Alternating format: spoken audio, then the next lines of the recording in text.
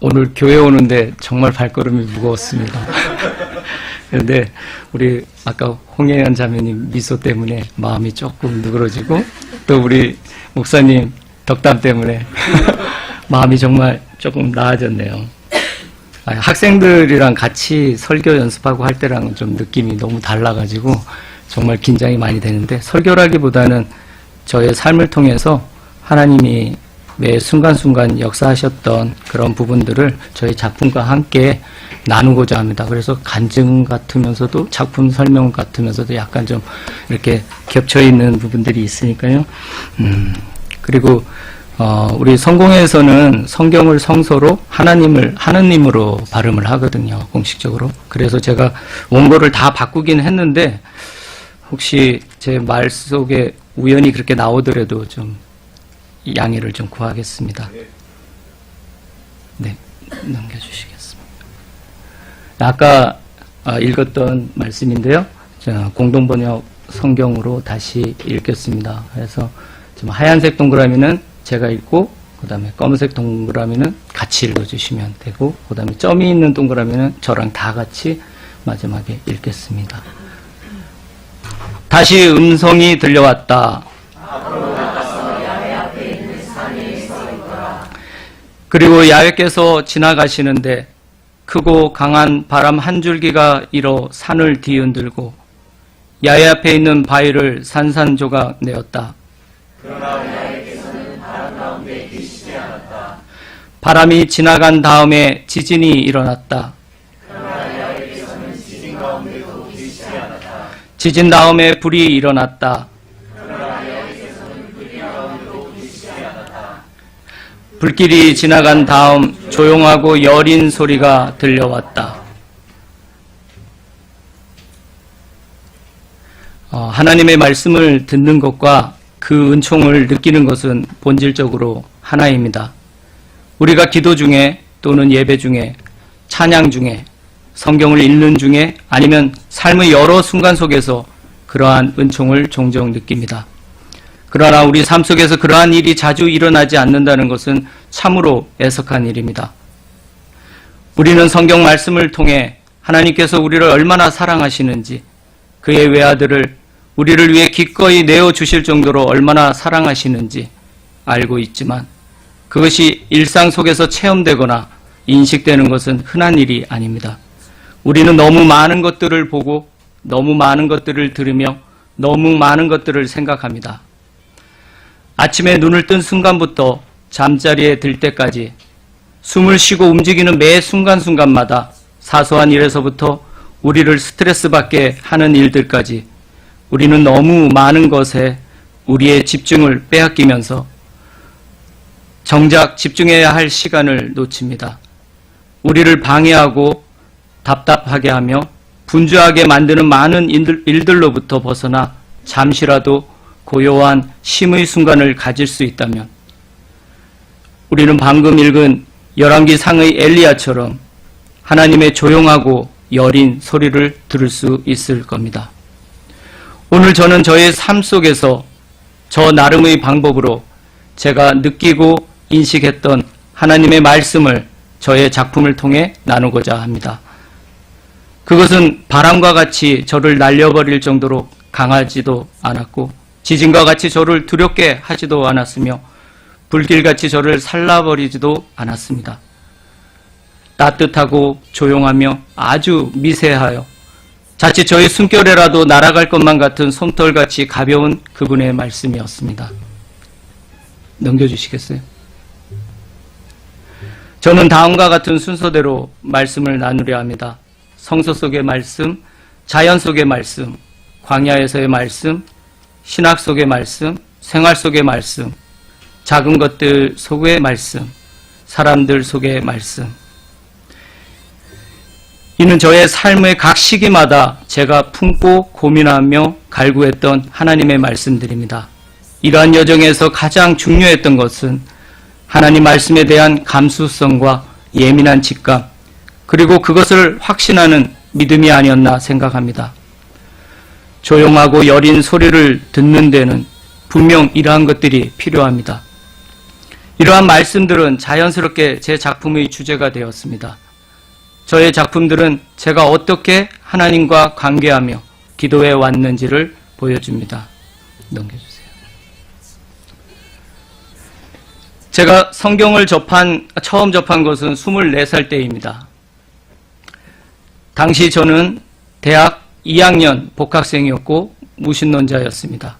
그런 제가 성경을 읽은 것은 저를 전도했던 같은 과 여학생을 너무 좋아했기 때문이었죠.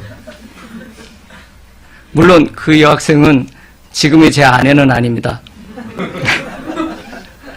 당시 신앙생활을 열심히 하는 그 여학생이 내게는 종교적 아편에 취한 사람처럼 보였습니다. 그래서 저는 그녀를 종교의 마수로부터 구해내기 위해 성경을 읽었습니다. 물론 그 계획은 실패했고 결국 제가 크리스천이 됐습니다. 1990년 7월 13일 금요일 밤 10시 강원도 정선 동강. 그날 그곳에서 저는 회심을 했습니다. 캠대학 성교의 학예수련회에서였죠. 저희 삶은 그날을 기점으로 비포와 애프터로 나뉩니다. 회심한 이후에 접하게 된 성경은 그 이전과 확연히 달랐습니다. 성경 구절 한 줄 한 줄, 단어 하나하나가 제 심령 한가운데 화살처럼 꽂혔습니다. 그때에는 성경을 읽을 때마다 눈물이 났습니다. 특히 지하철을 타고 학교에 오갈 때 성경을 많이 읽었는데 그때마다 눈물 콧물 때문에 당황한 날이 무척 많았습니다. 그러나 이 시기에는 아쉽게도 그림에 집중할 수가 없었습니다. 학교에서 전도사라는 별명이 붙은 저는 그림 공부보다는 성경 공부, 기도 모임, 철야 예배, 전도 집회 등에 참석하기 바빴습니다. 그리고 졸업 후에 선교의 비전을 가지고 인도에 갈 준비를 하는데 대부분의 대학 생활을 보냈습니다. 그래서 이 시기에는 아쉽게도 보여드릴 그림이 없습니다. 넘겨주시겠어요? 네. 이제 자연 속의 말씀입니다. 졸업 후에 저는 곧바로 인도로 갔습니다. 벵갈로에 있는 감리교 선교사님이 만드신 베델 공동체에서 인도 청년들과 함께 훈련을 받았습니다. 인도에서 신학 공부를 하고 그곳에서 목사로 안수받아 선교 사역을 시작할 작정이었습니다. 그러나 하나님의 계획은 다른 곳에 있었습니다. 비자 연장을 위해 학교를 알아보던 중 우연히 알게 된 시성 타고르가 세운 비스바바라티라는 미술대학원에 입학하게 됐습니다. 그곳은 인도 현대미술이 시작된 유서 깊은 곳입니다. 제가 그림과 자연에 눈이 열린 곳도 그곳이었습니다. 그래서 포기하려 했던 그림을 다시 그리기 시작했습니다. 자연과 그림이 하나로 어우러지기 시작한 시기였습니다. 하나만 넘겨주세요. 좀 불을 좀 끌 수 있을까요? 예. 저는 하나님의 말씀을 자연 속에서 찾기 시작했습니다. 일상 속에서 마주치는 때묻지 않은 풍경들 속에서 하나님을 묵상하고 그분의 음성에 귀를 기울였습니다.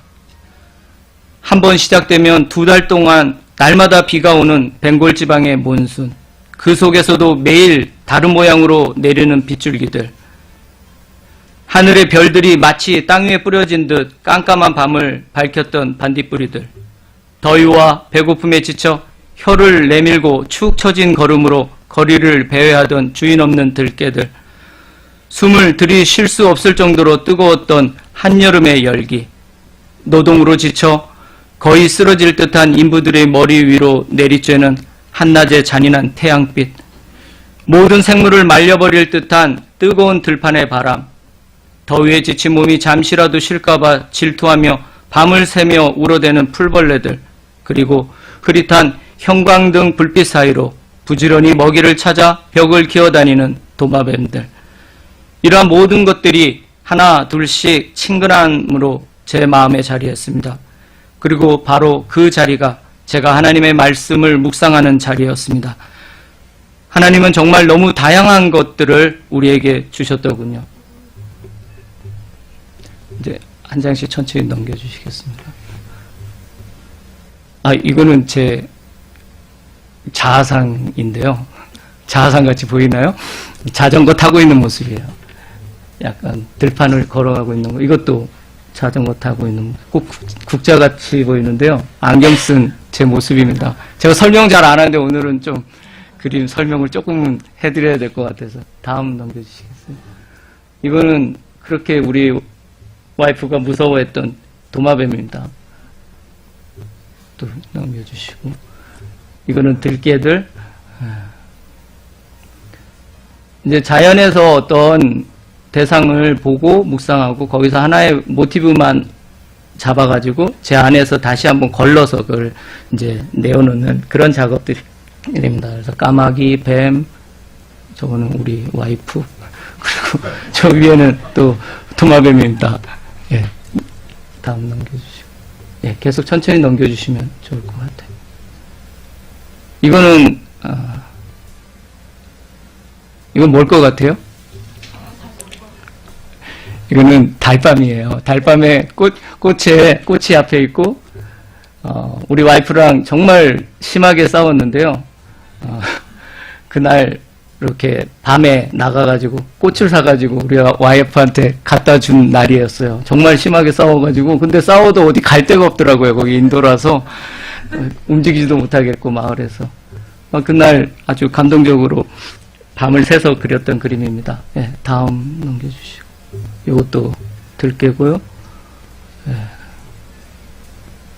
이건 무슨 형상인지 말씀 안 드릴게요. 이게 소랑 뭐가 막 여러 가지가 섞여 있는데요. 전혀 그렇게 안 보이실 거예요. 예, 다음 넘겨주시겠어요?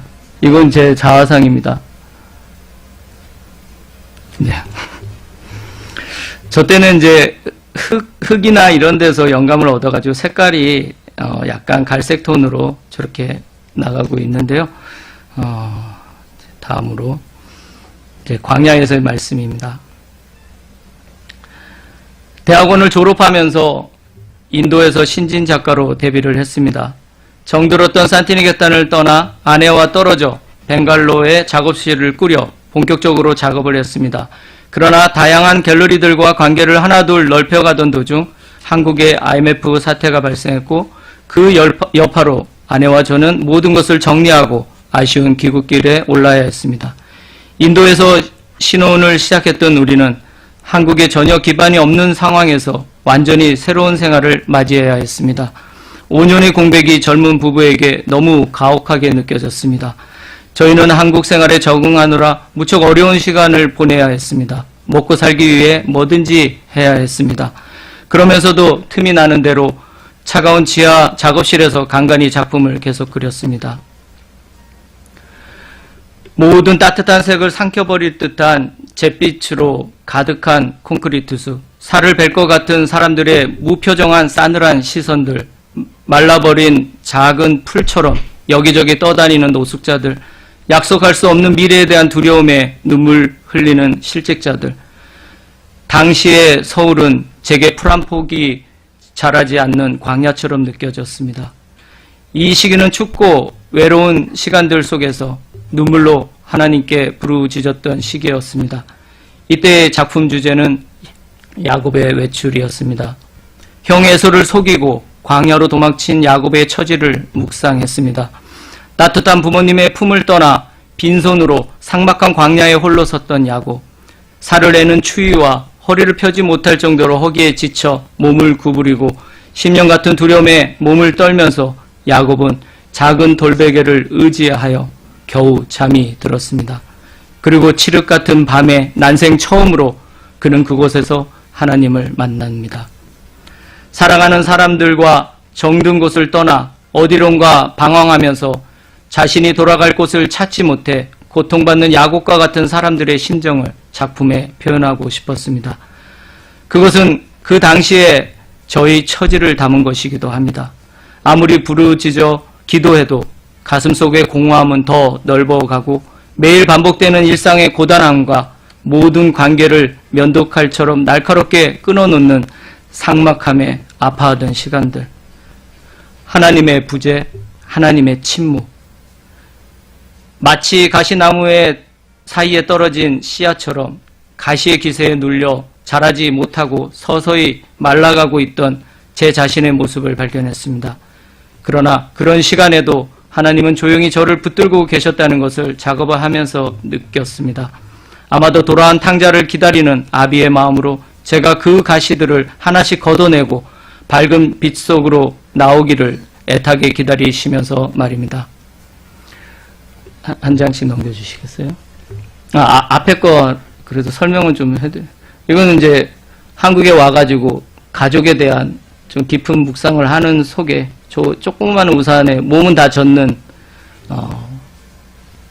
한 가족의 모습을 담은 거예요. 다음 넘겨주세요.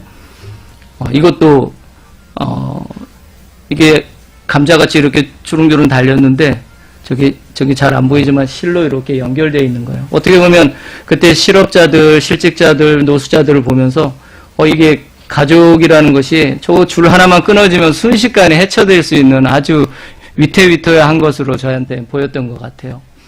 넘겨주시겠어요? 이거는 이제 그 속에서 어떤 자연에 대한 갈망이 생기더라고요. 아까랑 비교가 돼가지고 완전히 무채색으로 바뀌어버렸죠, 색이. 인도에서는 그래도 칼라를 썼었는데. 그래서 이거는 어떤 그 자연에 대한 향수를 담아보려고 나름 꽃도 좀 그려보고 새도 그려보려고 그런데 확실히 인도에서 그릴 때랑은 느낌이 정말 안 살더라고요. 넘겨주시겠어요? 이거는 이제 기도하는 모습이고요. 네, 넘겨주시고. 이거는 이제 그 밀란 쿤데라가 쓴 소설 참을 수 없는 존재의 가벼움 그 책을 읽고 감동을 받아가지고 그렸던 거예요. 존재가 가지고 있는 그 모순에 대해서. 이거는 이제 도시의 풍경, 건물들이랑 자동차 넘겨주시고. 이게 사진이 좀 상태가 안 좋아서 그렇지 이렇게 어둡지는 않거든요. 근데 저 데이터를 제가 다 날려버려가지고 남아있는 사진이 조금 형편이 없는 것만 남아있어요. 네, 넘겨주시고요. 요건 조그만 소품으로 만들었던 거. 그래서 이거는 아마 인도에 있을 때 아마 그런 것들을 추억하면서 그렸던 것 같아요. 넘겨주시고. 네, 이건 쉼에 대해서 의자, 아주 소박한 의자를 하나 그려서 좀 누구든지 좀 쉴 수 있는, 어떻게 보면 저에게도 쉼이 필요했던 순간이었던 것 같습니다. 이거는 철판에다 그린 거, 이건 시계에다가 그린 거고, 예, 넘겨주시고. 이거는 이제 새인데 좀 뭔지 모르지만 제 감정이 좀 이입된 것 같아요. 달밤에. 그때 작업실이 또 마석에 있었거든요. 그래가지고 거기가 굉장히 달빛이 괜찮았던 곳이었고. 넘겨주시겠습니까? 예. 이건 좀 현대 사회에 좀 찌들어 있는 모습 같지 않습니까? 그냥 하여튼 예, 넘겨주세요. 뼈만 남은 앙상한 고기입니다. 예, 넘겨주시고요. 예. 이거는 이제 모든 작은 드로잉 단편들을 한 화면에 다 모아본 겁니다. 그래서 조그만 조각으로 드로잉 했던 것들을 커다란 캔버스에 다 옮겨서 한번 작업한 거고요. 넘겨주시고. 예, 이것도 예, 넘겨주시고. 이거는 떡볶이랑 순대 길거리에서 사 먹었던 아주 예, 넘겨주시고요. 네. 예, 이제 신학 속의 말씀입니다. 현대 기독교 미술 계열에서 큐레이터로 일을 하면서 많은 목사님들과 장로님들 그리고 다양한 교계의 리더들을 만났습니다. 그러나 그들은 제가 자주 만나는 작가들과는 전혀 다른 세상의 사람들이었습니다. 그들의 말과 행동은 늘 일치하지 않았고 말은 늘 신앙적 위선으로 포장되었으며 거품처럼 부풀린 권위에 쩔어있는 모습을 보게 되었습니다. 더욱이 그들은 자신들의 모든 것을 합리화시키는 성경에 대한 자의적 해석을 무기로 연약한 저의 믿음에 커다란 회의를 가지게 했습니다. 이것이 제가 신학을 공부한 계기가 됐습니다. 저도 성경 말씀을 저의 시각으로 읽고 이해하고 싶었습니다. 또한 성경 해석의 보편적 기준이나 방법 등을 알고 싶었습니다. 하나만 넘겨주시겠습니까? 개인의 신심에 의존한 체험이나 믿음이 아닌 신존재를 이성으로 설명하고 증명해야 하는 신학 과정을 통해 저는 완전히 새로운 세계를 체험했습니다. 특히 시각적 이미지와 신학의 관계성에 대해 많은 고민을 했습니다. 그래서 1세기 이상 지속되었던 중세 미술과 신학에 대한 공부를 했습니다. 그 결과로 논문을 썼고 그 논문을 시각화시킨 것이 이 이콘 시리즈 작품들입니다. 동방종교의 이콘 신학과 현상학, 후기 구조주의 철학, 그리고 폴 틸리, 도로테 젤레, 매튜 폭스 등을 공부하며 그 속에서 하나님의 말씀을 탐구했습니다. 그러면서 현대 기독교 미술의 이론과 대안을 찾고자 노력했습니다. 그것은 현대 기독교 미술 운동 30년의 역사에 조금이라도 보탬이 되었으면 하는 바람이었습니다. 만족할 수는 없지만 겨우 한 고개를 넘은 기분입니다. 이거는 앞에 거는 이게 세례 요한 이콘인데요. 너바나 락가스 옷을 입은 모습으로 형상을 좀 표현해 본 거고, 여기는 아이폰 호주머니에 집어넣은 거고. 넘겨주세요. 네, 이거는 지금 안경 쓰고 있는 모습인데 잘 안 보이죠? 네, 빨간색 안경을 쓰고 있는 예수님의 이콘입니다. 넘겨주시고, 이거는 이제 이콘을 현대적인 어떤 느낌으로 재정립해가지고 제 나름대로 한번 접목을 시켜본 겁니다. 이건 예수님의 인성에 대해서 좀 묵상하면서 정말 얼마나 아프셨을까라는, 그래서 눈물이라는 제목입니다. 그래서 눈물 한 방울이 피눈물이거든요. 근데 피 색깔이 좀 안 보이네요, 사진에서. 예, 넘겨주시겠어요? 이거는 이제 아이폰 듣고 있는 예수님 모습입니다. 그래서 현대 문명과 어떻게 한번 고민하면서 실험적인 작업입니다. 그리고 뒤에 있는 퍼즐은 그게 이제 광배 같은 거거든요. 그런데 그거를 퍼즐 같이 이렇게 만든 게, 진리는 이렇게 한 조각 가지고는 도저히 파악하기가 어렵더라고요. 한 신학자의 말 가지고도 도저히 모든 걸 다 얘기할 수 없고, 그래서 모든 것들이 퍼즐을 맞추듯이 하나하나 조각을 맞춘다는 의미에서 저 퍼즐을 광배로 사용했습니다. 다음 넘겨주시고요. 이거는 사랑의 의미에 대해서 정말 원래 하나였는데 이렇게 갈라져서 서로가 정말 사랑의 시작은 바로 저것이 아닌가 싶습니다. 이렇게 같이 있을 때는 잘 모르잖아요. 딱 떨어지면서 서로에 대한 그리움으로 사랑이 시작하지 않는가 해서, 그리고 이건 제 자화상인데 좀 너무 어린 자화상으로 제가 이러고 싶었던 것 같아요. 그래서 제 자화상이라고 하면 다들 안 믿더라고요. 넘겨주세요. 그림이 어디로 사라져 버렸네요. 예, 이거는 마테오가 이렇게 성경을 지금 기록하는 이콘을 우리 할머니가 두고 가신 유품에다 접목을 시켜본 거예요. 예, 넘겨주시고요. 이거는 하나님이 이렇게 저를 격려하는데 굉장히 눈치 보고 있죠. 이게 이래도 되는 건가 하고 이렇게 눈을 이렇게 쳐다보고 있는. 예, 그리고 한번 넘겨주시고요. 이거는 뭔가를 갈구하는, 어떤 욕망을 갈구하는 어떤 성직자의 모습인 것 같아요. 거룩하다고 하지만 가만히 보면 그 안에 야심과, 그러니까 그런 것들을 갈구하는 그런 모습들에 대한 어떤 약간 비판적인 느낌이 들어간 거고요. 예. 요거는 사실 우리가 윈도우 이콘이라고 아이콘이라고 하는 게 결국은 이 이콘이거든요. 근데 저희 윈도우를 개발해 가지고 저걸 아이콘이라고 이름을 명명한 사람은 그 이콘의 의미를 정말 명확하게 알고 있었던 것 같아요.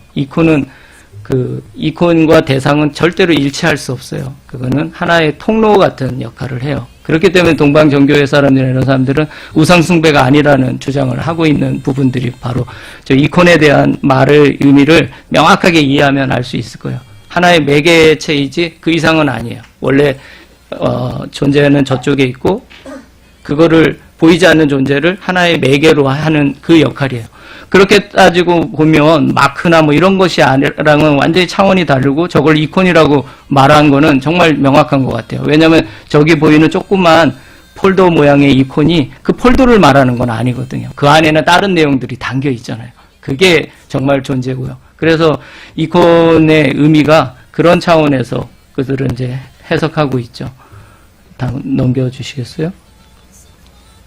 이거는 접니다. 이것도 그래서 애기같이 안겨 있는 건데, 이거는 블라디미르 성모 이콘이라 가지고 동방정교회 사람들은 가장 사랑하는 이콘의 형식이에요. 예수님을 이렇게 안고 있는 모성을 표현한 거고, 또 다른 이콘 나중에 보시면 이렇게 떨어져 있는 이콘도 있어요. 그거는 이제 예수님의 신성을 강조한 거고, 요건 예수님의 인성을 강조한 거예요. 나중에 혹시나 어디서 이콘을 보시면 그 두 가지는 구별할 수 있을 거예요. 그래서 요거는 예수님의 인성을 강조한 거구나. 그리고 예수님을 약간 멀리 놓고 이렇게 예수님 의젓하게 있는 이콘이 있어요. 그거는 이제 호데케이아 이콘이라고 하는데, 그거는 예수님의 신성을 더 높이 하는 그런 부분이에요. 예. 넘겨주시고요. 이거는 제 딸아이, 그리고 제 자전거 넘겨주시고, 예. 이거는 스티브 잡스인데, 예. 아이폰 4 발표회 때, 이 사람이 그 인센이 그레이트라는 말을 자주 썼다고 그래요. 근데 정말 나는 복음을 정말 저렇게 미칠 정도로 대단한 거라고 전하고 있는가라는 반성을 같이 넣은 거예요. 그러니까 요만한 핸드폰 하나 파는데도 저렇게 열성적으로 파는 모습에 감동을 해가지고, 복음도 그래야 되지 않는가 그런 생각으로 한번 그려본 거예요. 예. 넘겨주시고. 요거는 동방정교의 가장 기본적인 영성 4가지를 우리 딸아이한테 설명하려고 고민하다가 만들었어요. 말로 도저히 안 돼가지고. 그래서 맨 왼쪽 게 케노시스고요. 그 다음에 아포파시스, 헤스키야, 그 다음에 아스케시스. 좀 그림 봐가지고 약간의 감은 잡으세요? 이렇게 하고 있는 거는 말 그대로 겸손이에요. 그리스도가 인간의 몸을 입고 왔다는 겸손의 표시로 이렇게 그래도 좀 겸손해 보이지 않나요? 이렇게 쓰고 있는 키티가. 그 다음에 아포파시스트는 모든 것을 부정하는 건데요. 그 부정한다는 건 결국 하나님의 전능을 역설적으로 표현하는 거예요. 그래서 아포파시스트는 하나님의 권능, 권세 이런, 그래서 우주의 창조자이신 하나님의 권능에 대해서 표시한 거고. 그 다음에 입을 막고 있으니까 좀 조용하라는 거겠죠? 예, 맞습니다. 그래서 이거는 침묵에 대한 거예요. 중세 영성의 아주 중요한 수도원 영성의 한 부분이죠. 침묵. 그 다음에 요거는 십자가에 달린 거니까 이제 고난, 아스케시스 그런 부분입니다. 이 4가지가 이콘 신학의 가장 핵심적인 내용입니다. 그래서 네, 넘겨주시고요. 네, 이제 생활 속의 말씀으로 넘어갑니다. 신학 공부를 마치고 본격적으로 작업을 하고 싶어 2008년 전북 진안으로 귀촌을 했습니다.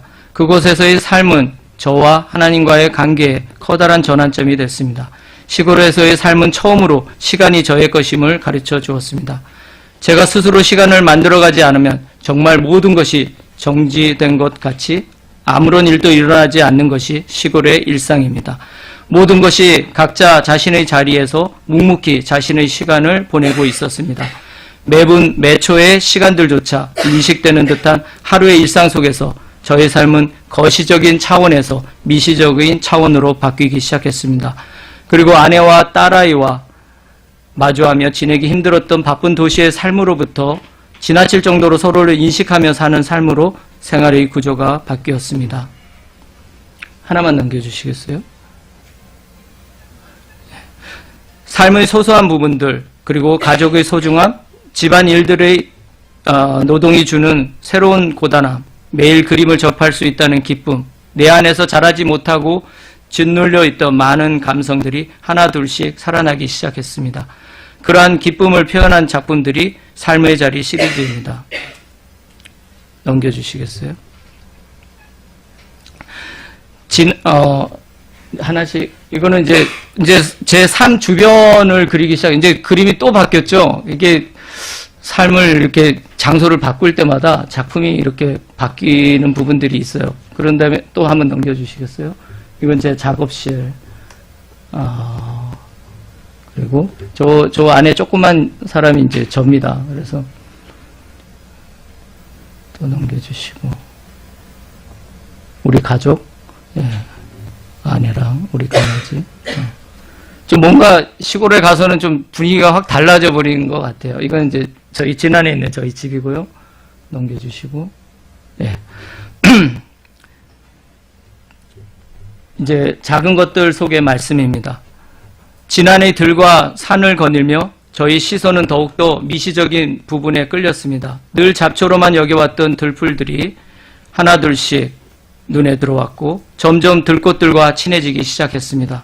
그것이 삶의 자리 시리즈에서 존재의 자리로 작품이 변화된 계기였습니다. 정수리를 태워버릴 듯한 뜨거운 햇빛 속을 거닐며 쑥부쟁이, 개망초, 개여기, 고들빼기, 벼룩나물, 괭이박, 토끼풀 등과 점점 친구가 되어 갔습니다. 한 장만 넘겨주시겠어요? 이제 보실 작품들은 제가 지난해에서 들로 다니면서 스케치북 하나랑 그다음 연필 하나 가지고 열심히 그냥 이것저것 그리면서 많이 돌아다녔거든요. 그때 그린 것들 중에 드로잉 작품들입니다. 온실 속의 화초들과는 다르게 이런 들꽃들은 우리가 유심히 살펴보지 않으면 그냥 지나치기 쉽습니다. 그리고 첫눈에 그들과 친해지기도 어렵죠. 마치 잡초처럼 무가치해 보이기 때문입니다. 그러나 이 들꽃들은 결코 자신을 드러내고자 뽐내지도 않고 겸손히 자신의 아름다움을 간직합니다. 우리에게 자신을 봐달라고 호소하지도 않고 가끔 사람들의 시선을 받는 것으로 만족할 줄도 압니다. 혹 사람의 발에 짓밟혀 신음을 해도 결코 결코 불평하지 않으며 강한 비바람에 줄기가 꺾이고 땅이 파여 뿌리가 드러나 말라버려도 그들은 결코 자신들의 처지를 불평하지 않습니다.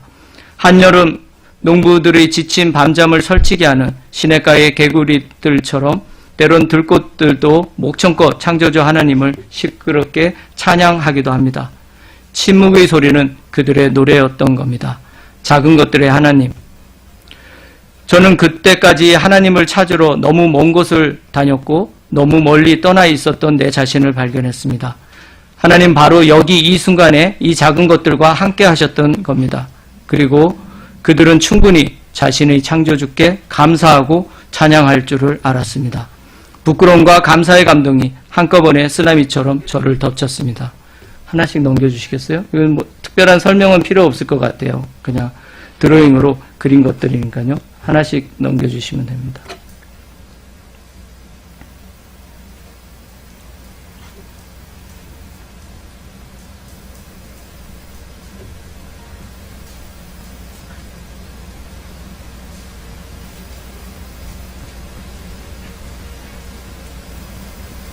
네, 멈춰주시고요.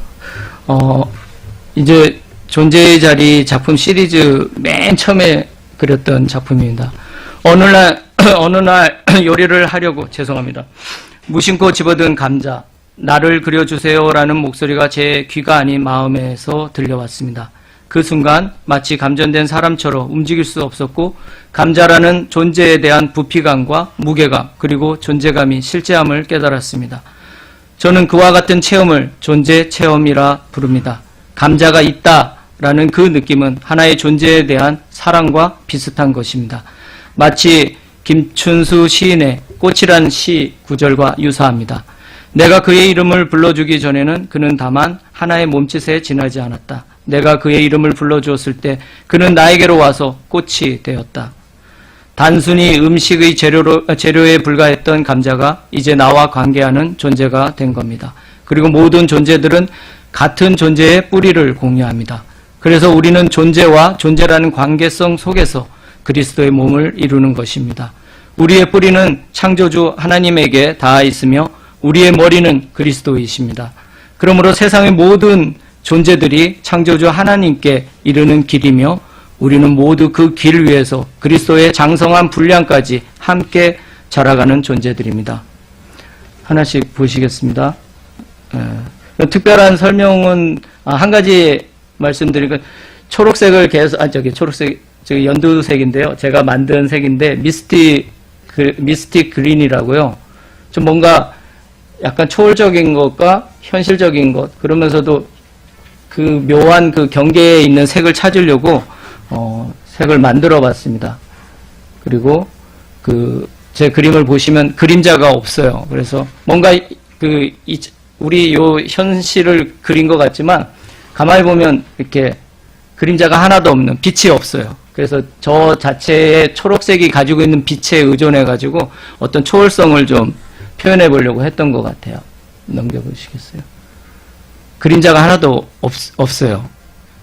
예, 넘겨보시고, 네. 저 조그만 거는 또 저고요. 넘겨주세요. 예.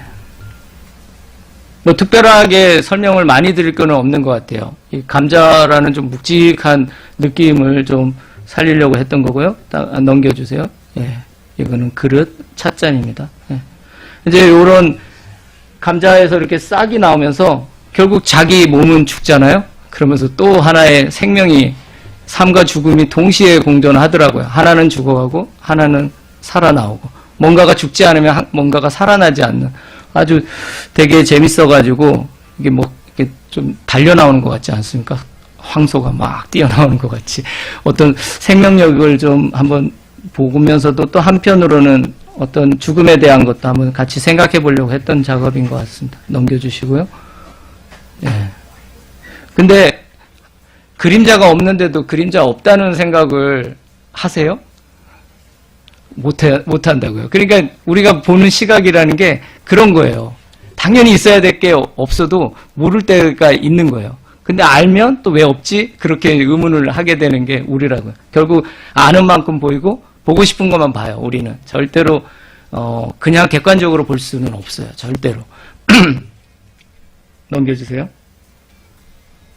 예, 넘겨주시고, 예, 계속 넘기시면 될 것 같아요. 예.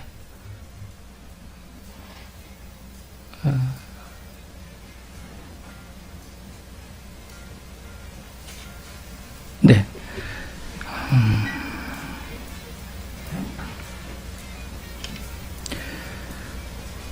이제 제가 아까 신학 공부를 했다고 그랬던 거는 이제 THM 과정을 전에 했었던 거고요.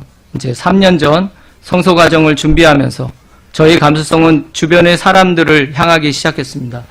매일 스치는 사람들, 제가 잘 아는 사람들로부터 전혀 모르는 사람들에게까지, 그리운 친구들과 사랑하는 가족들, 그들의 눈빛이 어디를 향하는지, 그들의 말투와 손의 제스처, 그들의 의상과 스타일, 걸음걸이와 움직임 등등. 이제 저희 관심이 이제 존재에서 사람들 사이로 이제 정말 3년 전부터 이동한 것 같아요. 그래서 제가 원래 부끄러움을 정말 안 타는 사람인데 그때부터 부끄러움이 생기기 시작했어요. 너무 예민해져가지고 이 사람 저 사람 다 표정 살피면서 이상하게 제가 부끄러움이 많아지더라고요. 그래서 때로는 그들이 내뱉은 아주 작은 말에도 상처를 받아 신음하면서도 또한 그들의 작은 제스처에 위로를 받기도 합니다. 코를 스치는 그들의 향에 즐거워하고 그들의 미소에 감사하기도 하면서 그들의 시선이 산만해질 때는 함께 불안해하고 그들의 고통이 느껴질 때는 조용히 기도하면서 저는 사람들 속에서 작은 것들의 하나님을 매일 만나려 합니다. 하나님의 은총과 위로는 때론 하늘에서 한순간 뚝 떨어지기도 하지만 그것을 기대하고 기다리기보다 우리 사람들 속에서, 관계 속에서 그것을 찾아가는 것이 더 현명하다는 생각을 합니다. 왜냐하면 우리는 사람들을 통해 위로받고 사람들을 통해 감사를 배우기 때문입니다. 결국 하나님의 은총도 바로 사람들을 통해 오는 법입니다. 우리는 홀로 구원받는 존재가 아니라 함께 구원받는 존재이기 때문입니다. 저의 다음 시리즈가 어떻게 전개될지는 아직 저도 모릅니다. 분명한 것은 저의 여정은 계속 진행형이라는 것입니다. 당신이 믿지 못하면 당신은 이해하지 못할 것이다. 어거스틴의 말입니다. 여기까지 말씀을 드리고 나니 결국 믿음에 대한 말로 끝을 맺어야 할 것 같습니다. 왜냐하면 우리는 믿음 없이는 누구도 하나님을 아바 아버지라 부를 수 없기 때문입니다. 믿음이 없이는 우리에게 말씀하시는 하나님의 말씀을 들을 수 없습니다. 양이 자기 목자의 음성을 구분할 수 있는 것은 늘 자신의 목자를 신뢰하고 의지하기 때문입니다. 모든 창조 세계에 햇볕을 주시고 단비를 내리시듯 하나님께서는 우리의 삶 속에 끊임없이 말씀을 하고 계십니다. 인간을 제외한 모든 피조물들은 분명 자신들의 창조주의 말씀에 예민한 것 같습니다.